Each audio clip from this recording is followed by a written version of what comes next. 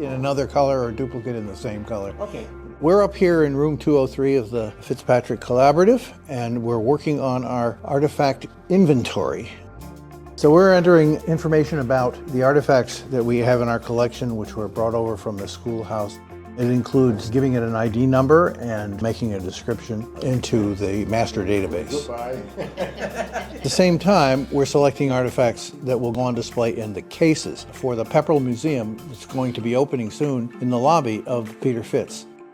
The bigger items include a wedding dress, among other things, a very large portrait that was given to us recently, signs, documents, equipment, articles that were manufactured in Pepperell, that sort of thing. It's knowing what we have that drives me. My area has been research, and I want to make the collection absolutely usable for anybody who wants to find something out about Pepperell. Oh, we could always use some help. The best way to reach us is through our email channel. I'll get forwarded emails that have anything to do with volunteers for this project. And you can reach us on Facebook if you're interested as well.